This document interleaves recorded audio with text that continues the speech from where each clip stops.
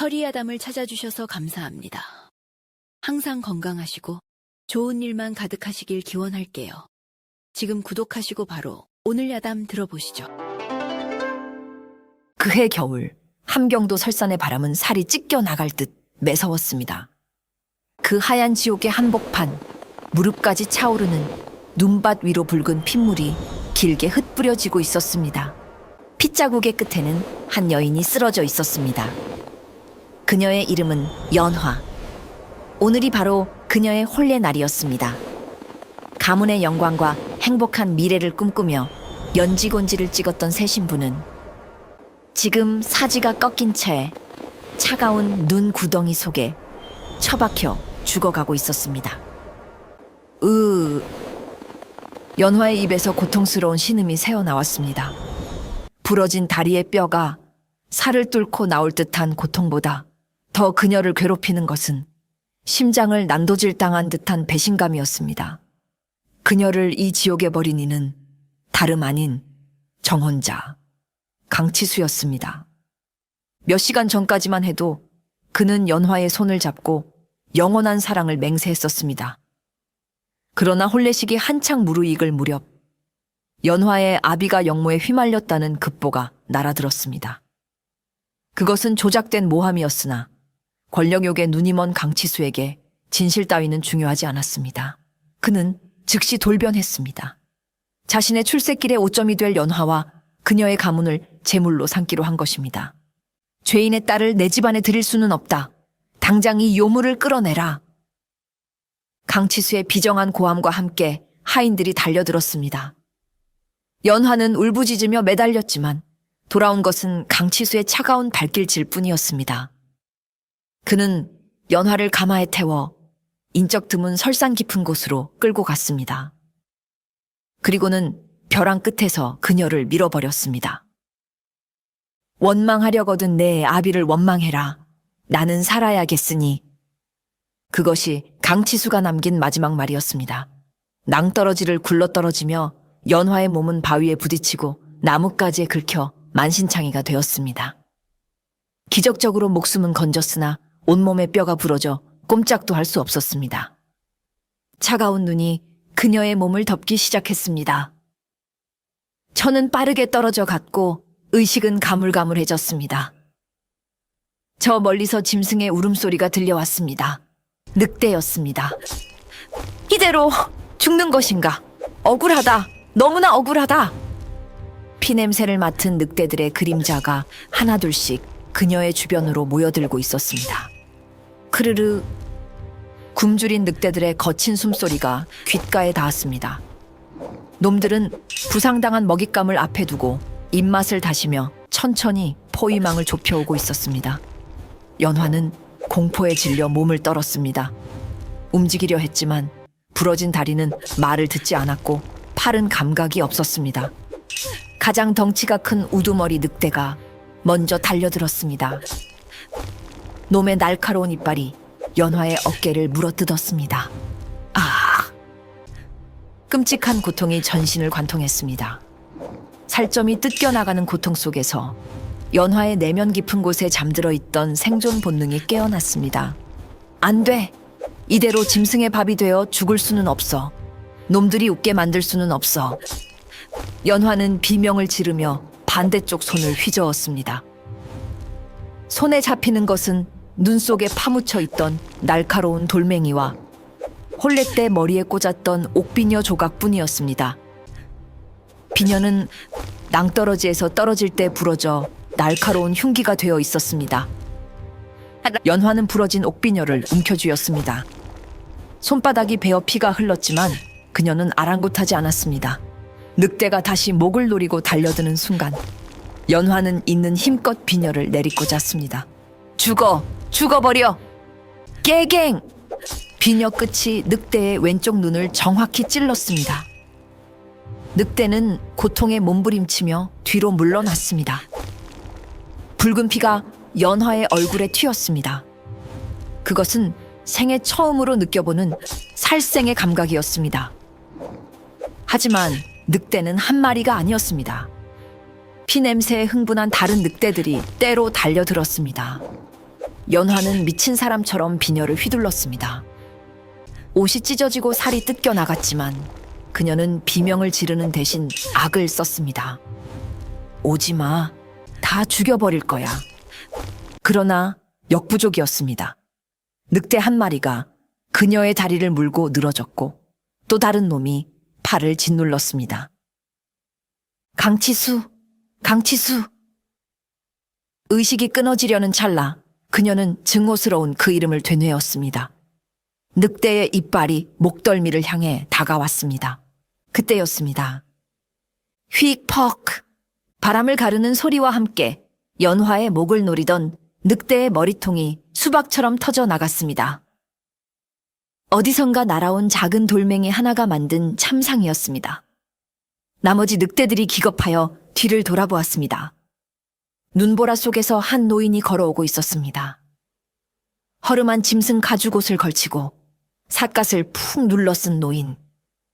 그의 손에는 지팡이 대신 굵은 쇠몽둥이가 들려 있었습니다.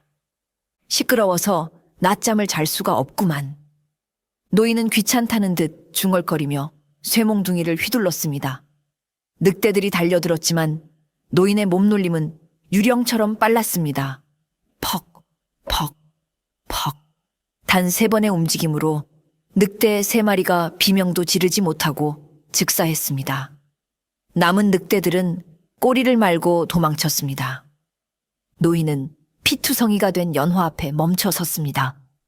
그는 죽은 늑대의 눈에 박힌 비녀를 뽑아들고는 흥미롭다는 듯 연화를 내려다보았습니다. 호, 양반집 계집인 줄 알았더니 도끼가 제법이구나. 살고 싶으냐? 연화는 대답할 힘도 없었지만 눈빛만은 노인을 쏘아보고 있었습니다. 살고 싶다. 살아서 놈들을 찢어 죽이고 싶다. 그 강렬한 사리를 읽은 노인은 씩 웃었습니다. 좋다. 그 도끼라면 시체도 일으켜 세우겠군. 노인은 연화를 짐짝처럼 둘러엎고 눈보라 속으로 사라졌습니다. 설산의 전설적인 무신, 묵 노인과의 운명적인 만남이었습니다. 연화가 눈을 뜬 곳은 깎아지른 절벽 중턱에 있는 작은 동굴이었습니다. 동굴 안은 짐승 가죽과 알 수 없는 약초 냄새로 진동하고 있었습니다. 몸을 움직이려 했지만 온몸이 밧줄로 꽁꽁 묶여 있어 손가락 하나 까딱할 수 없었습니다. 깨어났느냐? 묵 노인이 다가왔습니다. 그는 화덕에서 펄펄 끓고 있는 검은 탕약을 대접에 담아왔습니다. 역한 냄새가 코를 찔렀습니다. 이게 무엇입니까? 연화의 목소리는 갈라져 쇳소리가 났습니다. 곰의 쓸개와 진의 독을 섞어 만든 약이다. 내 부러진 뼈를 붙이고 썩은 살을 도려내려면 이 정도 독한 약이 아니면 안 된다. 마셔라. 노인은 연화의 대답도 기다리지 않고 억지로 입을 벌려 탕약을 들이부었습니다. 뜨겁고 쓴 약물이 식도를 타고 내려가자 뱃속에서 불이 난 듯한 고통이 밀려왔습니다. 연화는 비명을 지르며 몸부림쳤지만 밧줄 때문에 꼼짝할 수 없었습니다. 와, 참아라.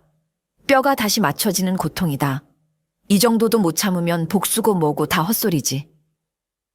노인은 무심하게 말하며 이번에는 연화의 부러진 다리를 잡고 우지끈 소리가 나도록 억지로 뼈를 맞췄습니다. 연화는 고통에 기절했다. 깨어나기를 반복했습니다. 지옥 같은 며칠이 지났습니다. 연화의 몸에서 열이 펄펄 끓어올랐습니다. 상처에 도끼가 올라 생명이 위독한 상황이었습니다. 묵노인은 연화를 번쩍 들어 올렸습니다. 열을 잡아야 한다.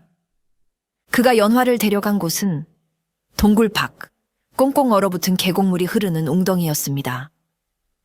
노인은 두꺼운 얼음을 깨고 알몸이 된 연화를 그 얼음물 속에 집어넣었습니다. 허억. 살을 내는 듯한 추위가 심장을 멈추게 할 것 같았습니다. 숨이 쉬어지지 않았습니다. 나오지 마라. 내 몸 안의 화기가 이 냉기를 이겨낼 때까지 버텨라. 나오면 죽는다. 노인은 웅덩이 입구를 바위로 막아버리고 돌아섰습니다. 연화는 얼음물 속에서 덜덜 떨며 죽음의 공포와 싸워야 했습니다. 천이 떨어지면서 환각이 보였습니다. 따뜻한 안방, 어머니의 미소, 그리고 강치수의 비열한 웃음소리. 죽으면 안 돼. 여기서 죽으면 그놈이 웃어. 연화는 이를 악물었습니다. 턱이 덜덜 떨려 이가 깨질 것 같았지만 그녀는 정신줄을 놓지 않았습니다. 몸 안에 열기와 밖에 냉기가 충돌하며 그녀의 몸속에서 기이한 변화가 일어났습니다. 뜨거운 분노가 차가운 냉기를 머금고 단단해지기 시작했습니다. 사흘 밤낮을 얼음물 속에서 버틴 연화가 기어이 밖으로 기어 나왔을 때 그녀의 눈빛은 이전과 완전히 달라져 있었습니다. 몸을 회복한 연화는 묵 노인 앞에 엎드려 절을 올렸습니다. 어르신, 제게 힘을 주십시오. 놈들을 죽일 수 있는 힘을 주신다면 제 영혼이라도 팔겠습니다. 묵 노인은 곰방대를 물고 연화를 지그시 바라보았습니다. 복수를 하려거든 인간을 포기해야 한다. 여인으로서의 삶, 행복, 안락함 따위는 모두 버려야 한다. 그래도 하겠느냐? 이미 그 눈 구덩이 속에서 조연화는 죽었습니다. 지금 있는 것은 복수심이라는 껍데기뿐입니다. 노인은 고개를 끄덕였습니다. 좋다. 오늘부터 너는 걷지 않는다. 기어라. 노인의 첫 번째 수련은 기상천외했습니다. 그는 연화에게 두 발로 걷는 것을 금지했습니다. 대신 네 발로 짐승처럼 기어서 설산을 오르내리게 했습니다. 사람의 근육은 편안함에 익숙해져 나약해 빠졌다. 짐승의 야성을 깨워야 한다. 손톱이 빠지고 무릎이 깨져도 멈추지 마라. 연화는 눈 덮인 가파른 절벽을 맨손으로 기어 올라야 했습니다. 날카로운 바위와 얼음 조각이 손바닥과 무릎을 찢어 발겼습니다. 피가 흐르고 그 피가 얼어붙어 상처를 덮었습니다. 손톱은 이미 다 빠져버려 피투성이가 된 손가락 끝으로 바위를 움켜쥐어야 했습니다. 고통의 신음이 절로 나왔지만 연화는 멈추지 않았습니다. 그녀가 멈추려 할 때마다 묵 노인은 가차없이 쇠몽둥이를 휘둘렀습니다. 그 정도로 강치수의 목을 벨 수 있겠느냐? 엄살 피우지 마라. 강치수라는 이름은 연화에게 최고의 채찍이었습니다. 그녀는 피눈물을 흘리며 다시 바위를 잡았습니다. 눈보라가 몰아치는 날에도 살을 애는 혹한 속에서도 그녀는 기고 또 기었습니다. 처음에는 몇 발자국도 못 가서 쓰러졌지만 시간이 지날수록 그녀의 팔과 다리에 기이한 근육들이 붙기 시작했습니다. 가냘팠던 팔뚝은 단단해졌고 손가락은 바위를 뚫을 듯 강해졌습니다. 그녀는 이제 사람이 걷는 길이 아닌 사냥이나 늑대들이 다니는 험준한 절벽을 네 발로 뛰어다니게 되었습니다. 그렇게 1년이 지났습니다. 연화의 모습은 많이 변해 있었습니다. 고운 피부는 거칠어졌고 눈빛은 서늘해졌습니다. 묵 노인은 어느 날 연화를 동굴 앞 공터로 데려갔습니다. 그곳에는 집채만한 거대한 바위가 놓여 있었습니다. 장정 10명이 달라붙어도 꿈쩍하지 않을 크기였습니다. 저것을 들어 옮겨라. 노인의 명령은 간단했습니다. 저것을 말입니까? 어떻게 혼자서? 힘은 근육에서 나오는 것이 아니다. 단전에서 나오는 것이다. 네 안에 쌓인 분노와 그리고 설산의 기운을 하나로 모아라. 그러면 저 바위는 깃털처럼 가벼워질 것이다. 알 수 없는 말이었지만 연화는 시키는 대로 했습니다. 그녀는 바위를 끌어안고 힘을 주었습니다. 으라차차! 하지만 바위는 꿈쩍도 하지 않았습니다. 오히려 무리하게 힘을 쓰다 허리가 끊어질 듯 아팠습니다. 다시 묵노인의 불호령이 떨어졌습니다. 연화는 밥을 먹는 시간과 잠자는 시간을 제외하고는 하루 종일 바위와 씨름했습니다. 비가 오나 눈이 오나 바위를 붙잡고 끙끙거렸습니다. 어깨 가죽이 벗겨지고 손바닥에 굳은 살이 박이다 못해 돌처럼 딱딱해졌습니다. 몇 달이 지나도 바위는 요지부동이었습니다. 연화는 절망했습니다. 나는 안 되는 것인가? 내 복수는 여기서 끝나는 것인가? 그녀는 바위 앞에 주저앉아 울부짖었습니다. 강치수, 이 나쁜 놈 죽여버릴 거야. 그녀의 울음은 곧 분노의 포효로 바뀌었습니다. 그녀는 다시 바위를 껴안았습니다. 이번에는 단순히 힘을 주는 것이 아니라 자신의 모든 감정을 바위 속에 쏟아부었습니다. 그때였습니다. 뱃속 깊은 곳, 단전에서부터 뜨거운 기운이 꿈틀거리기 시작했습니다. 그 기운은 척추를 타고 올라와 어깨와 팔로 뻗어나갔습니다. 그아! 연화가 기합을 지르자 믿을 수 없는 일이 벌어졌습니다. 쿠쿠구궁. 땅이 울리며 거대한 바위가 서서히 들리기 시작한 것입니다. 연화의 팔 근육이 터질 듯 팽창했습니다. 그녀는 바위를 무릎 높이까지 들어 올렸다가 옆으로 내던졌습니다. 쿵! 바위가 구르며 땅이 흔들렸습니다. 연화는 자신의 손을 바라보며 전율했습니다. 인간의 한계를 뛰어넘은 힘, 내공이 깨어난 순간이었습니다. 묵노인은 멀리서 그 모습을 지켜보며 희미한 미소를 지었습니다.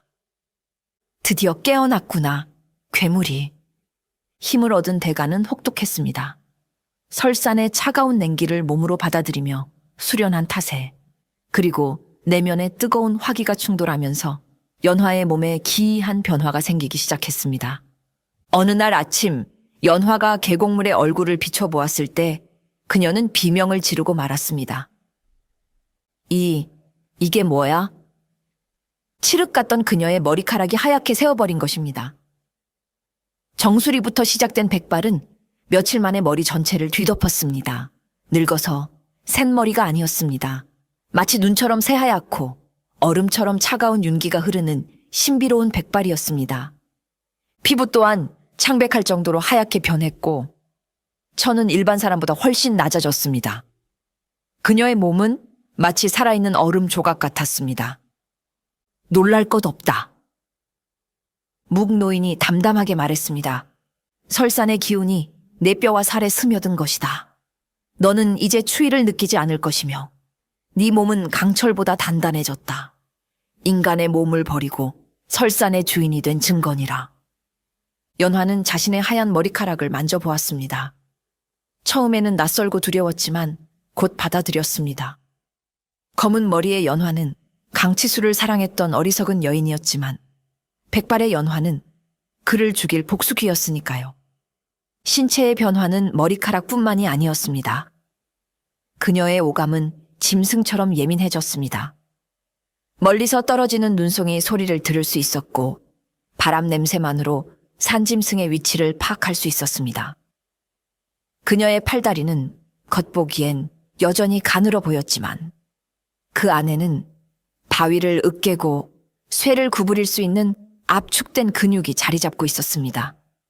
수련 3년 차가 되던 해 겨울 전례 없는 폭설이 내렸습니다.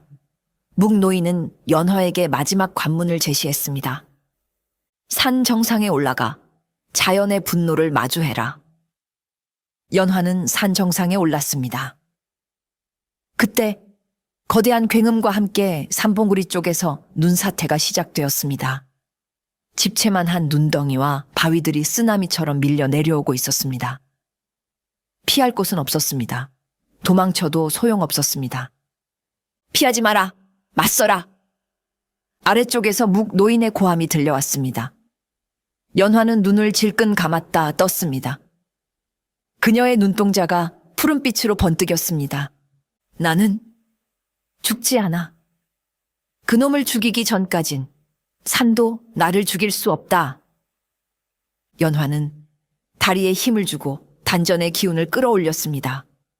다가오는 하얀 재앙을 향해 그녀는 주먹을 불끈 쥐고 내질렀습니다. 타아스! 그녀의 주먹에서 눈에 보이지 않는 거대한 파동이 뿜어져 나갔습니다. 쾅! 놀라운 일이 벌어졌습니다. 연화의 주먹이 닿은 허공이 찢어지며 밀려오던 거대한 눈사태의 파도가 양갈래로 갈라진 것입니다. 눈더미들은 연화를 비껴가며 양옆으로 쏟아져 내렸습니다. 연화는 그 엄청난 소용돌이 속에서 한 발자국도 물러서지 않고 우뚝 서 있었습니다. 눈사태가 멈추고 정적이 찾아왔습니다. 연화의 주변만 깨끗하게 비어 있었습니다. 그녀는 자신의 주먹을 내려다 보았습니다. 뜨거운 김이 피어오르고 있었습니다. 묵 노인이 다가와 그녀의 어깨를 짚었습니다. 이제 되었다. 더 이상 가르칠 것이 없구나. 노인은 품에서 낡은 꾸러미를 꺼내 건넸습니다. 하산해라. 가서 네 억울함을 풀고 놈들의 피로 네 한을 씻어라. 연화는 노인에게 큰 절을 올렸습니다. 눈물은 나오지 않았습니다. 이미 그녀의 눈물은 말라버린 지 오래였습니다. 다음 날 아침, 연화는 산을 내려왔습니다. 그녀는 묵 노인이 준 낡은 회색 무명옷을 입고 백발을 높게 묶어 올렸습니다. 허리에는 노인이 쓰던 붉은 띠를 메었습니다. 아무런 무기도 들지 않았지만 그녀의 몸 자체가 가장 강력한 흉기였습니다. 그녀가 산길을 걸어 내려올 때마다 숲의 짐승들이 기척을 느끼고 길을 비켰습니다. 호랑이조차 그녀의 살기에 눌려 숨을 죽였습니다. 3년 만에 밟는 세상 땅이었습니다. 차가운 바람이 불어왔지만 연화는 추위를 느끼지 않았습니다. 강치수, 기다려라. 내가 간다. 나락에 그녀의 발걸음은 한양을 향하고 있었습니다. 죽은 줄 알았던 망령이, 아니 살아있는 재앙이 인간 세상으로 돌아오고 있었습니다. 산 아래 첫 번째 마을 입구에는 악명 높은 산적대가 진을 치고 있었습니다. 그들은 지나가는 행인들을 약탈하고 부녀자를 희롱하며 악행을 일삼고 있었지요. 연화가 고개를 숙이고 지나가려 하자 산적 두목이 그녀의 앞을 가로막았습니다.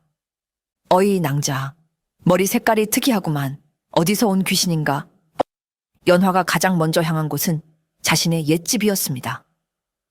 하지만 그곳에는 아무것도 남아있지 않았습니다. 영모 가문으로 몰려 멸문지화를 당한 집터는 잡초만 무성한 폐허가 되어 있었습니다. 기와 조각이 뒹굴고 기둥은 불에 타 검게 그을려 있었습니다. 사랑채가 있던 자리에는 이름 모를 들꽃만이 피어 있었습니다. 연화는 무너진 담벼락 앞에 섰습니다. 어린 시절 뛰어놀던 마당, 아버지의 웃음소리, 홀레날의 설렘, 모든 추억이 산산이 조각나 있었습니다. 눈물이 나올 줄 알았지만 나오지 않았습니다. 대신 가슴속에서 뜨거운 용암이 끓어올랐습니다. 아버지, 어머니, 그녀는 무너진 담벼락을 어루만졌습니다. 그리고 주먹을 꽉 쥐었습니다. 콰직! 그녀의 손에 잡힌 돌벽돌이 가루가 되어 부서졌습니다. 슬퍼하지 않겠습니다. 놈들의 피로 제사를 지내드리기 전까지는 절대 울지 않겠습니다. 연화는 담벼락을 향해 주먹을 내질렀습니다. 쾅! 남아있던 담벼락이 폭발하듯 무너져 내렸습니다. 그것은 과거와의 작별이자 복수의 시작을 알리는 신호탄이었습니다. 그녀는 뒤를 돌아 강치수의 저택이 있는 북촌을 향해 걸음을 옮겼습니다. 그날 밤 강치수의 저택에서는 화려한 연회가 열리고 있었습니다.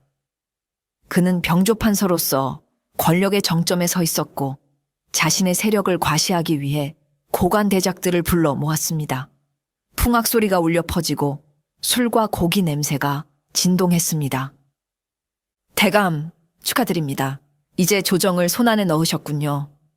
하하하, 다 여러분 덕분입니다. 마시지요. 강치수는 거만하게 웃고 있었습니다. 3년 전 연화를 버릴 때의 그 비열한 얼굴 그대로였습니다. 그때 저택의 육중한 대문이 굉음과 함께 박살났습니다. 쿠당탕.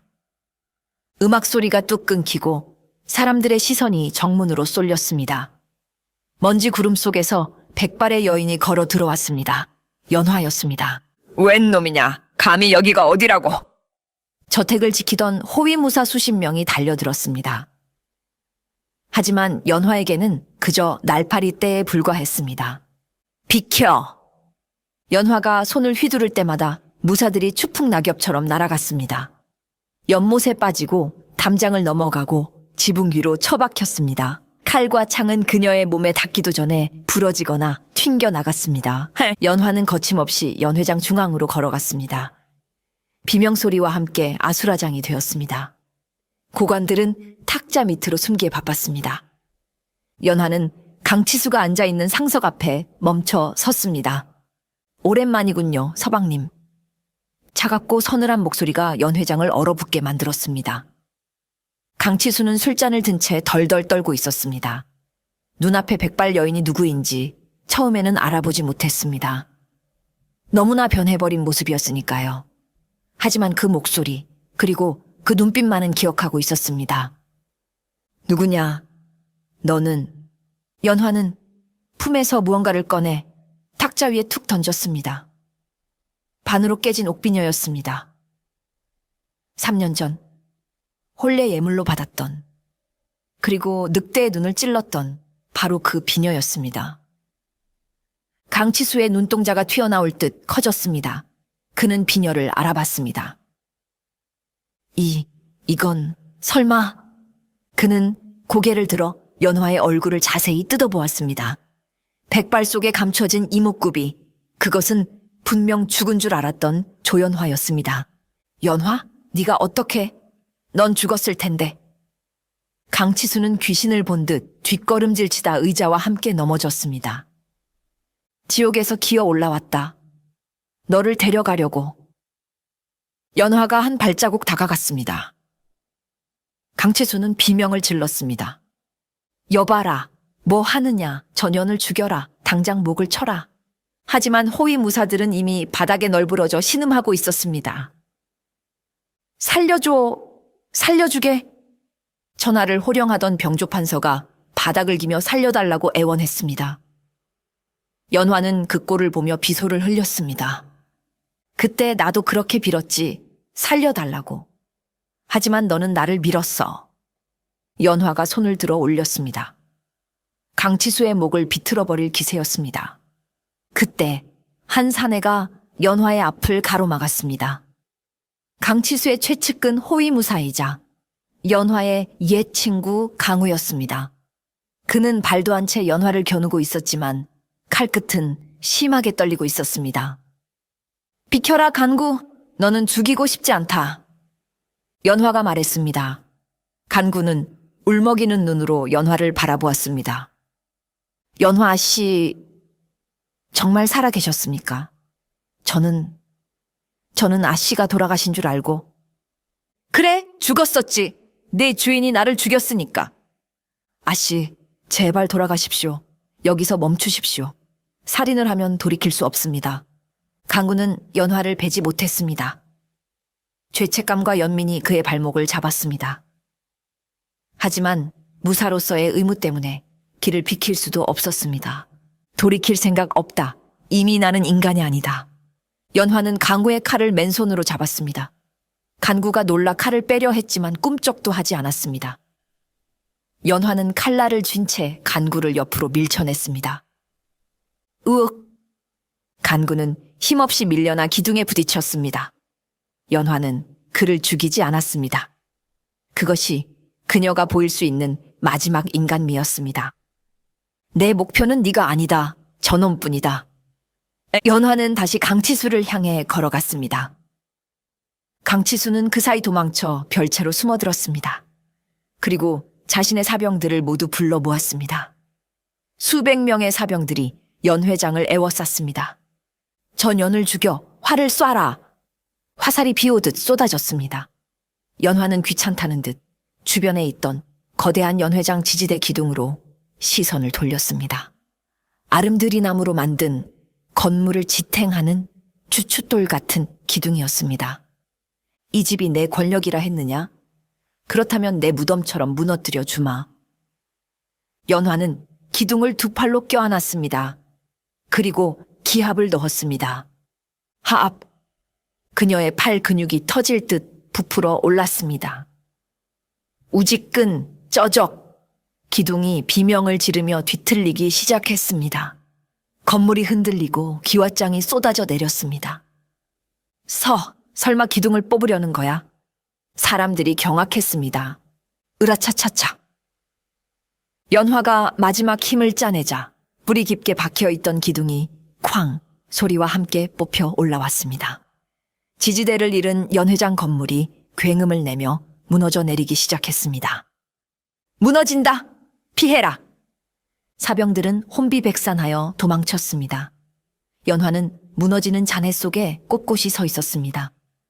그녀는 뽑아낸 기둥을 어깨에 메고 몽둥이처럼 휘둘렀습니다. 다 부셔버리겠다. 연회장은 지옥도가 되었습니다. 화려했던 건물은 폐허가 되었고 권력자들은 먼지를 뒤집어 쓰고 쥐새끼처럼 기어다녔습니다. 연화는 무너진 잔해 속에서 오직 강치수만을 쫓았습니다. 날아오는 화살은 그녀의 강철 같은 근육에 맞고 튕겨나갔습니다. 무너지는 대들보가 머리 위로 떨어지면 한 손으로 쳐내어 박살냈습니다. 그 모습은 흡사지옥에서 온 백발의 귀신, 아니 파괴신 그 자체였습니다. 강치수는 먼지투성이가 된 채 뒷문으로 도망치고 있었습니다. 다리가 풀려 네 발로 기어가다시피 했습니다. 거기 서라. 연화가 기둥을 집어 던졌습니다. 기둥은 강치수의 앞길을 가로막으며 땅에 박혔습니다. 히! 강치수는 털썩 주저앉았습니다. 연화가 천천히 다가왔습니다. 그녀의 발걸음마다 바닥에 기왓장이 으깨지는 소리가 났습니다. 어디를 가느냐? 우리 아직 치르지 못한 혼례가 남았는데. 연화의 미소는 아름답지만 소름 끼쳤습니다. 강치수는 도망치고 도망쳐 저택 뒤편에 있는 가파른 언덕, 성벽 끝까지 몰렸습니다. 그 아래는 까마득한 절벽이었습니다. 3년 전 그가 연화를 밀었던 그 설산의 절벽과 닮아 있었습니다. 오, 오지마. 내가 잘못했다. 내 재산, 내 권력 다 줄게. 제발 목숨만은. 강치수는 손이 발이 되도록 빌었습니다. 바지춤은 이미 젖어 있었습니다. 연화는 대답 대신 강치수의 멱살을 잡고 그를 허공으로 번쩍 들어 올렸습니다. 강치수의 다리가 허공에서 버둥거렸습니다. 느껴지느냐? 이 공포가. 차가운 바람이. 아무도 도와주지 않는 절망이. 연화는 그를 절벽 밖으로 내밀었습니다. 나를 밀었던 그 차가운 눈 속 기분을 너도 느껴보아라. 강치수는 울부짖었습니다. 연화야, 우리 사랑했잖아. 한 번만 용서해다오. 사랑, 그딴 건 3년 전에 얼어 죽었다. 연화의 눈에는 일말의 동정심도 없었습니다. 그때 피투성이가 된 간구가 뒤늦게 달려왔습니다. 아씨, 안 됩니다. 그 손을 놓으면 아씨도 괴물이 되는 겁니다. 간구가 절규했습니다. 하지만 연화는 고개를 돌려 간구를 한 번 바라보고는 씁쓸하게 웃었습니다. 나는 이미 괴물이다. 연화는 망설임 없이 손을 놓았습니다. 악! 강치수의 비명이 밤하늘을 갈랐습니다. 그의 몸은 까마득한 절벽 아래로 추락했습니다. 쿵! 하는 둔탁한 소리가 아주 작게 들려왔습니다. 모든 것이 끝났습니다. 연화는 빈손을 내려다보았습니다. 허무함이 밀려왔습니다. 하지만 가슴속을 꽉 채우고 있던 응어리는 씻은 듯이 사라졌습니다. 묵은 체증이 내려가는 순간이었습니다. 복수를 마친 연화는 미련 없이 뒤돌아섰습니다. 그녀의 뒤로는 무너진 강치수의 저택과 혼란에 빠진 한양이 있었습니다. 간구가 그녀를 잡으려 했습니다. 아씨, 이제 어디로 가십니까? 다시 시작할 수 있습니다. 제가 돕겠습니다. 하지만 연화는 간구의 손을 뿌리쳤습니다. 나를 잊거라. 연화는 죽었다. 나는 이제 인간의 삶을 살 수 없다. 그녀는 자신의 백발을 쓸어 넘기며 말했습니다. 연화는 성문을 나서 북쪽으로 향했습니다. 다시 눈 내리는 설산, 목노인이 기다리는 그 차갑고 고요한 오두막으로. 눈보라가 몰아치는 산길을 오르는 그녀의 뒷모습은 쓸쓸해 보였지만 그 어느 때보다 자유롭고 강인해 보였습니다. 설산의 백발 신부는 그렇게 전설 속으로 사라졌습니다. 하지만 사람들은 오래도록 기억할 것입니다. 버림받은 여인이 어떻게 운명을 거스르고 스스로를 구원했는지를 우를 구원했는지를 우를 구원했는지를 우를 구원했는지를 우를 구원했는지를 우를 구원했는지를 우를 구원했는지를 우를 구원했는지를 우를 구원했는지를 우를 구원했는지를 우를 구원했는지를 우를 구원했는지를 우를 구원했는지를 우를 구원했는지를 우를 구원했는지를 우를 구원했는지를 우를 구원했는지를 우를 구원했는지를